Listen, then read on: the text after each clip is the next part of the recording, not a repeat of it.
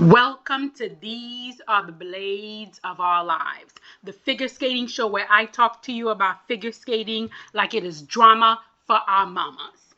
Tomorrow, the Olympic qualifiers are starting, and there are 17 spots up for grabs. So that is 5 for men, 5 for women, 3 for pairs, and 4 in ice dance. And we are going to see everyone coming out, claws bearing, teeth bearing. It's gonna get bloody. It's gonna be messy. Everyone is going to try to get those spots so that they can go to the Olympics. This is going to be very political. I feel like it's gonna be very messy, very dramatic. With the pairs discipline, from some of the competitions that I've seen so far this season, I think this should be a good opportunity for a win for Jia Shua Zhang and Yi Hong Huang. They had a really good outing at the Asian Open. They are one of those technically proficient team that has beautiful element. Their twist, huge. Their throws, textbook Chinese throw. They don't really have that much of a connection with each other because they're a relatively young pair. But I feel like they have everything else going for them. But the only issue is they are competing for an Olympic spot on home ice. So you either fall into one or two categories in that situation. Either that home court advantage takes you to the next level, or the pressure crush you. I hope for this young team they are able to rise above it and take it to the next level. So for me, I feel like out of the spots to be given, out of the 3 spots in pairs, Zhang and Hong should be one of the pairs to get one, should be one of the pairs to get one of these spots. Another potential pair would be Karina Akopova and Nikita Rakhamen. Again, they don't really have a lot of connection with each other as a pair, but their side-by-side jumps, solid. Their throws, okay. Their twists, okay. If they could put 2 clean performances together, I would easily give them one of those spots. Probably a third pair, and they just competed at Lombardia Trophy where they actually medaled. They got the bronze medal. They performed well there. They don't have the technical power that some of the other teams do, but they are cleaner and more consistent. And that would be Anna Velisi and Martin Badar. If they can repeat what they did at Lombardia Trophy, they stand an outside chance. But if I had to take a bet, I would say the third spot might be between Yuna Nagaoka, Sumuta Morigochi, and Andrew Shen and Balaz Nagy. Now, Yuna and Sumitada, they could be messy at times. Even though they were both single skaters and they have really strong side-by-side jumps, sometimes for some reason their side-by-side jumps don't really work. Their twist is not that great. Their throws is also 50-50. If they could put it together here, yes, they can get that spot. But if they can't, probably not. And then I would say the same thing for Audrey Shan and Balaz Nagy. Now, there's nothing wrong with their elements. Their twist is good. Their throws are good. The side-by-side jumps are good. Their lifts are really good. They connect well with each other, but they're very inconsistent. They are very, very inconsistent as a pair. The last competition we saw them at, the John Nicks Trophy, they did not compete well. So like everyone else on Twitter, I was kind of surprised that, US figure skating didn't decide to go with another pair. I was very surprised that they decided to keep Audrey and Balaz. I would have to look at the rules. Is it that they couldn't change after you submit someone? Is it that you can't change? So they also have a possibility of getting on that third spot. They also have a possibility of not even being in the top 10. There's also two dark horses if other people mess up. That's the North Korean pair of Take O Wong and Kim Chol Han. Oh my God, I like this pair so much. They're so gutsy. She's so gutsy. He presents her really well. Again, they also have all their elements together. It's gonna be not only about their consistency, but about how consistent everyone else is. And then there's always, the Camille Kovalev and Pavel Kovalev. They were at the French Masters. It was a decent outing for them. If other people mess up and they have a decent outing, you never know. They might be in that conversation. As for the men, I would say for me, my top 5, easy win here for Peter Gumenik.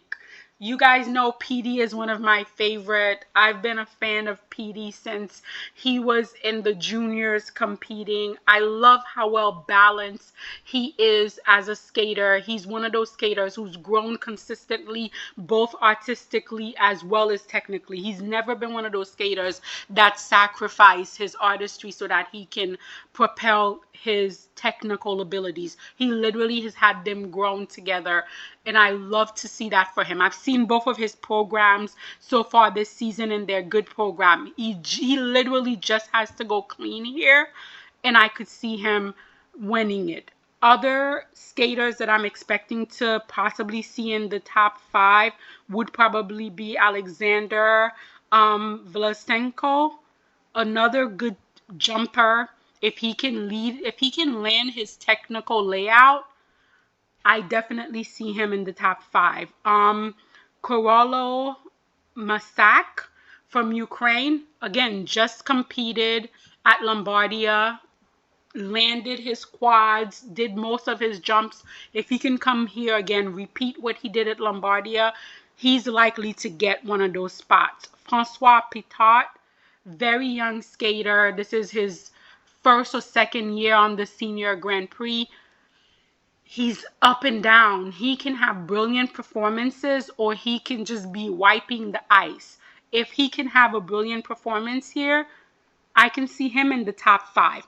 And then also Haeyeon Kim, this young South Korean skater, another skater that I think who has a potential of becoming a well-balanced skater, both in terms of his artistry and his technical capability. His jumps do tend to get under rotation calls. If you have a tech caller who is on that espresso, things might not be great for him. But if the tech caller took a little bit of NyQuil, he could definitely make it into the top 5. What I would love to see is for Donovan Carrillo. I think in the entire figure skating fandom, would love for Donovan Carrillo to have the skate of his life and to get one of those 5 spots. I would love to see Donovan at the Olympic. I'm so stressed out by this whole situation. I'm lighting all of the candles for Donovan. I pray and pray and pray he gets one of those spots. But he would have to go clean because the competition is really going to be fierce. And then we also have some other skaters like Jenrik Gatong, who could possibly also get one of those 5 spots. Edward Appleby, the British skater. Sometimes he really comes on strong unexpectedly. He might be one of those skaters to get one of those spots. You never know. The North Korean skater Young Mong Ro, also, if he can go clean and other people make mistakes, that's a possibility. Tamer Kupperman, another skater who needs other skaters to make mistakes, but if they do, he could be in the conversation. As for the ice dance and for the ladies, I feel like ice dance and ladies are going to be the most politically leaning. They're going to be the most politically leaning 2 disciplines. right off the bat. I think I am Marie-France Dubry is going to do the good work, and she is going to get at least 3, if not all 4 of those spots. And those 3 spots, I can see them going to Allison Reed and Seleuce Ambrolas-Vilis, Holly Harris and Jason Cheng, Shiye Wang and Ziyu Lee.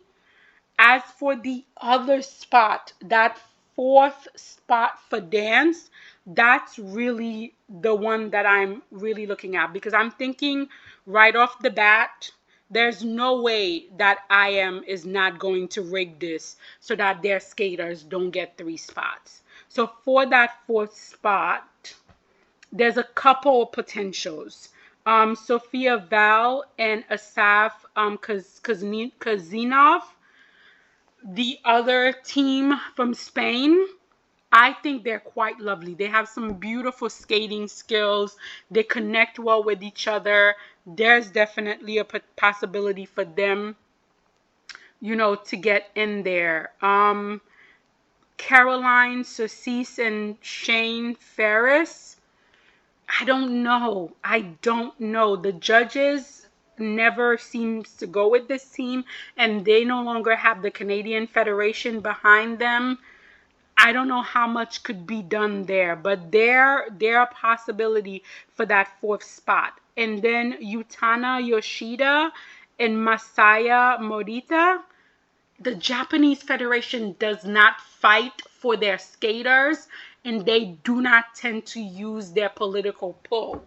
So again, I don't know if Yutana and Masaya are going to get that 4th spot. This is going to come down for it being purely, strictly political. And I would say 3 of the 4 spots are reserved for Marie-France Dubry and the Gaubois teams. And then it's going to be a fight to the death for that 4th spot. And there are so many teams you can throw in there, like Maria Ignatov and the Jill Senko. They could possibly go in there. Julia Isabella Paolino and Andre Tuba. They could probably go in that 4th spot. Mula Rud Renta and Nikolai Majorov. They can also go into that 4th spot. So after IM gets its 3 spots, that 4th spot is really up for grabs by any number of skaters. Now, for the women.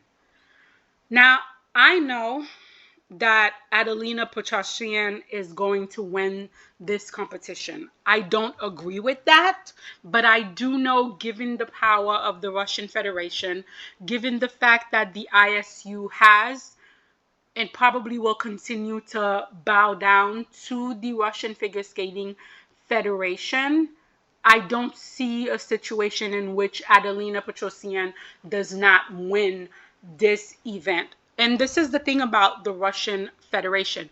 They inflate their scores, the scores of their skaters, to a point where it's absurd.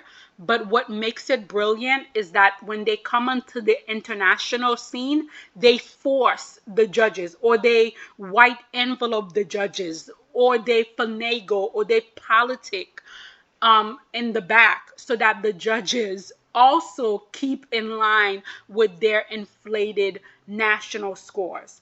Because if we are being perfectly honest, Adelina's jumps are so horrendously cheated. She doesn't do a quarter rotation on the ice. She doesn't do half of rotation on the ice. She does a full rotation on the ice. Her quads, if you literally count the revolutions in the air, is a triple. All of her supposed quads should be downgraded to a triple. If we downgrade under rotations, then we should downgrade pre-rotation. And her jumps are pre-rotated on the ice, a full rotation.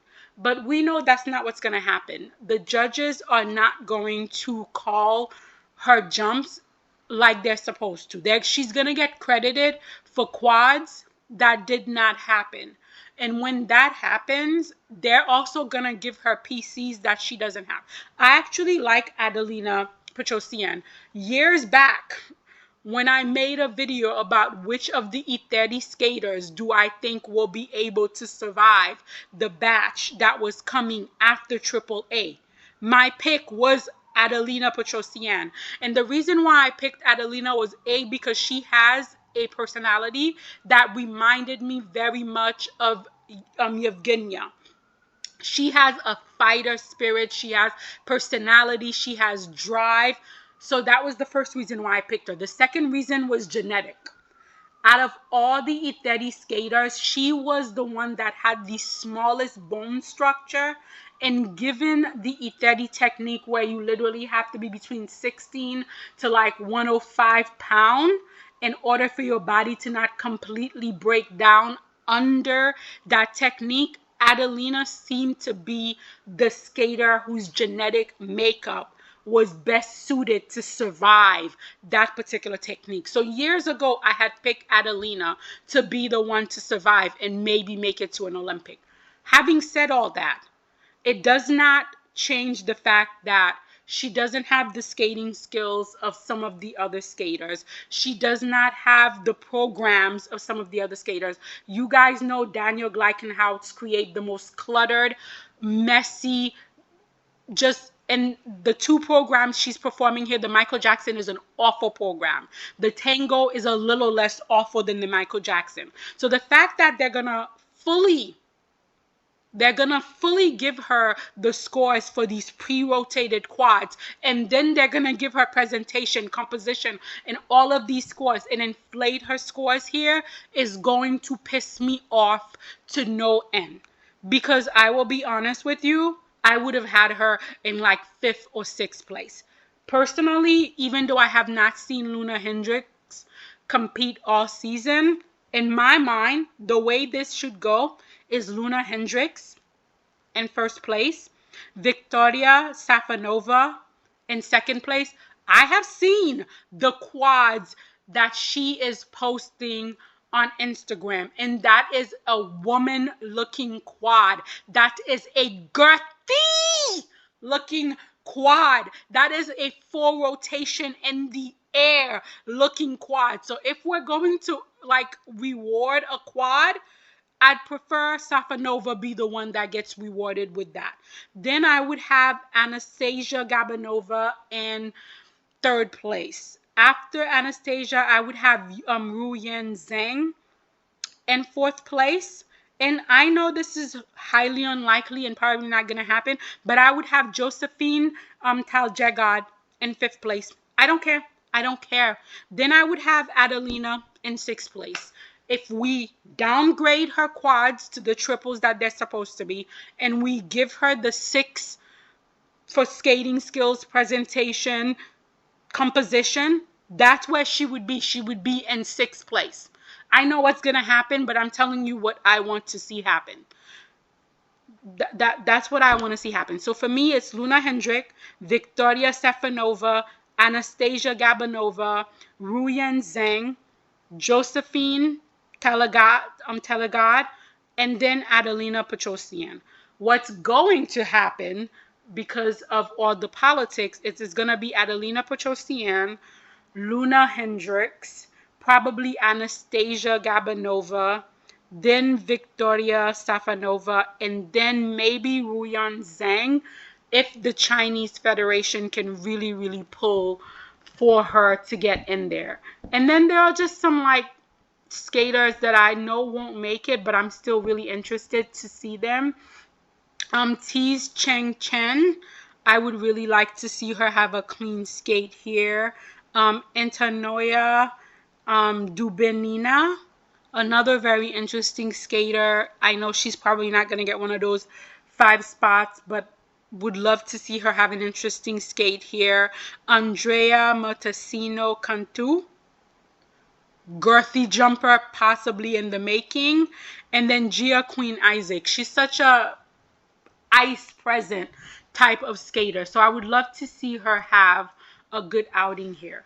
this is what my take is on what I believe is going to happen at the, what is it? ISU Skate to Milano Figure Skating Qualifier 2025.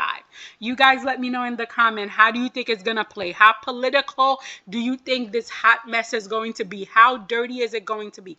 And yes, I do know Daniel Gleichenhaus and that Holy Terry Minion team is not allowed to go to the qualifier with Adelina Petrosian. My feelings about that situation is a little mixed because I don't want to see Daniel Gleichenhaus anywhere near figure skating. I'm confused as to why he's confused that he's not allowed. You are the one who's online bashing your skaters, these young women, belittling them, just running your mouth all the time like you really honestly thought you're positive influence to have around anyone. Please be a little more self-aware. So while I would like for them to permanently ban him, and also after years of just assaulting the entire skating community with your shitty ass things that you call choreography, you should have a lifetime ban for assault, let alone not being able to go to the qualifier. That aside, I do feel like now there's even more reason for Russia to try to make themselves into martyr. Oh, war with us, they're picking on us, blah, blah, blah, blah, blah. Put forth better people and your people will get approved. Don't put forth the, I don't know, the child drugger, horrible choreographer thing, and you won't end up in this situation. So I do feel bad for Adelina Petrosian because that's those are the individuals that she's used to. This is a major competition for her. We might not think they're supportive, but she probably sees them differently. So it would have been great for her to have them there. But at the same time, seeing his smug face gives me such PTSD that I'm glad he's not going. But you guys let me know what you think in the comments.